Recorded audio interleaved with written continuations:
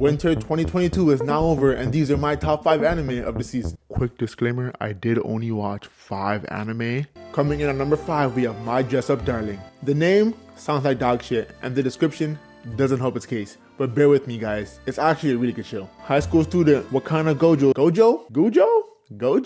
Wakana Gojo spends his days perfecting the art of making Hina dolls, hoping to eventually reach his grandfather's level of expertise. While his fellow teenagers busy themselves with teen pop culture, Gojo finds bliss sewing clothes for his dolls. Nonetheless, he goes to great lengths to keep his unique hobby a secret, as he believes that he would be ridiculed were it revealed.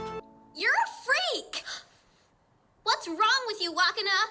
Dolls are for girls. Boys aren't supposed to play with them. Enter Marin Kitagawa, an extraordinarily pretty girl whose confidence and poise are in stark opposite with Gojo's meekness. It would defy common sense for the friendless Gojo to mix with the likes of Kitagawa, who is always surrounded by her peers. However, the unimaginable happens when Kitagawa discovers Gojo's prowess with a sewing machine and brightly confesses to him about her own hobby, cosplay. Because her sewing skills are pitiable, she decides to enlist his help. As Gojo and Kitagawa work together on one cosplay outfit after another, they cannot help but grow close even though their lives are worlds apart. I'll be honest with you guys, I've only seen one episode of this, but it was actually much better than I anticipated. The main character is a pretty funny guy. He is really shy and gets stepped on by other people, and that's why Kitagawa is there. She's the polar opposite of him, and she basically pushes him to speak up for himself. It's a slice of life, so you guys know how it works. They're gonna work together, slowly fall in love, and I'm pretty sure at the end, they're gonna get together and whatnot. I'm not a slice of life kind of guy, but I'm still gonna watch it though, because the first episode was actually pretty good. So I just found out that this next anime I had on my list is the fall anime, but I just discovered it today, so I'm putting it on the list. At number 4, we have Usama Rankings. How preposterous your nation is, how many powerful warriors it boasts, and how heroic and strong the king is.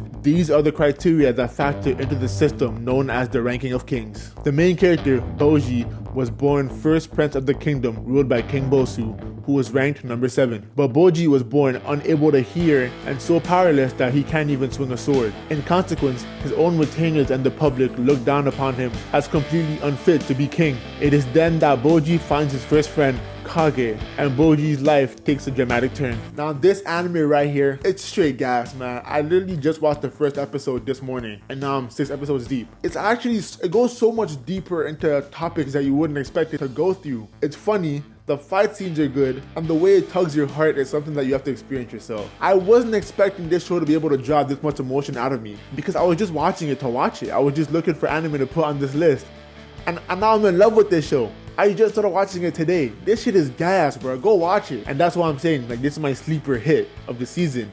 Even though it's not from the season, it's from fall. But I just discovered it. This is my page. I can post whatever I want, alright? Extremely based right here. Opinions are greater than facts. Now this is where things get shaky. Please do not crucify me in the comments for what I'm about to say. But coming in at number 3, we have Attack on Titan Final Season Part 2. Turning against his former allies and enemies alike, Eren Yeager sets his disastrous plan into motion. Under the guidance of the Beast Titan Zeke, Eren takes extreme measures to end the ancient conflict between Marley and Eldia, but his true intentions remain a mystery. Delving deep into his family's past, Eren fights to control his own destiny. Meanwhile, the long feuding nations of Marley and Eldia utilize both soldiers and titans in a brutal race to eliminate the others. Reiner Braun uses his own powers in a desperate bid to hold off Eren's own militaristic force, and his fellow Eldians, Falco Grice and Gabi Braun, struggle to survive in the unfolding chaos. Elsewhere, Eren's childhood friends Mikasa Ackerman and Armin Arler remain imprisoned alongside Eren's former Survey Corps companions, all disturbed by Eren's monstrous transformation under the blind belief that Eren still secretly harbors good intentions. Mikasa and the others enter the fray in an attempt to save their friend's very soul. You guys are probably thinking, why the fuck does this dingus have Attack on Titan 3rd place?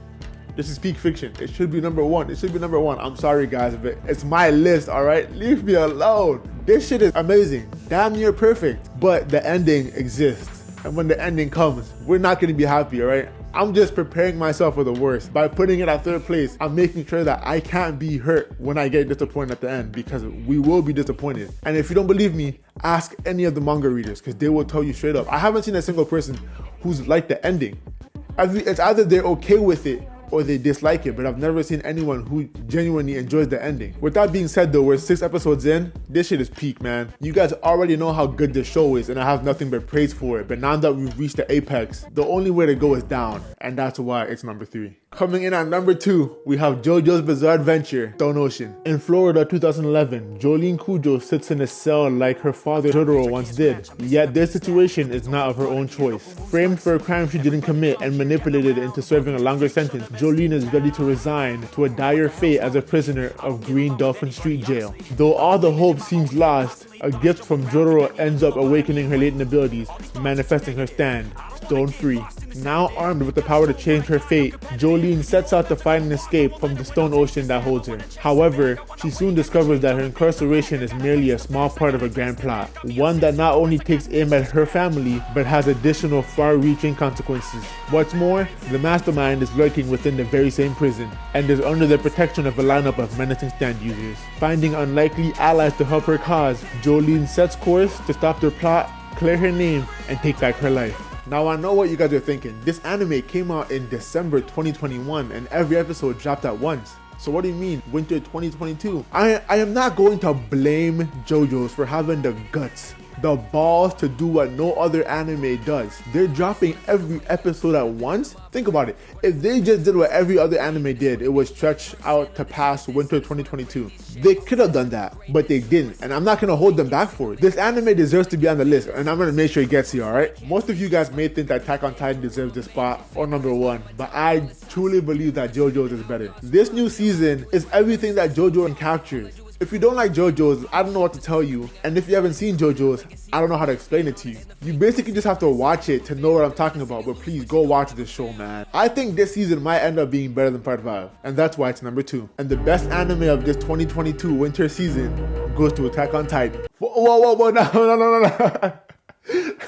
Or goes to Demon Slayer. The best anime of this season goes to Demon Slayer. The devastation of the Mugen Train incident still weighs heavily on the members of the Demon Slayer Corps. Despite being given time to recover, life must go on, as the wicked never sleep. A vicious demon is terrorizing the alluring women of the Yoshiwara Entertainment District. The sound pillar Tengen Izui and his 3 wives are on the case. However, when he loses contact with his spouses, Tengen fears the worst and enlists the help of Tanjiro Kamado, Zenitsu Agatsuma, and Inosuke Hishibita to infiltrate the district's most prominent houses and locate the depraved upper-ranked demon. This right here might shock a lot of you guys, but if you've seen this newest season, you will know why it's up here. This is better than I'm pretty sure anybody could have ever anticipated, and it just has to be number 1. The animation this whole season, fire as always, but it just got better. We got a new Hashira, the flashy Hashira, Tengen Izui. We saw Tanjiro had a big upgrade, Nezuko had a big upgrade, Zenitsu is low-key the MVP of this arc, and then there is Inosuke. I'm pretty sure bro doesn't have any powers, but Inosuke still plays a vital part in the season. All in all, I think this list is pretty solid. 2 of them don't even belong on here, but like I said, my list, alright? If I discovered it in winter, it's a winter anime. And I know you guys are mad at me that Attack on Titan was only number 3, but like I said before, this is my page, alright? This is my page. This is my page.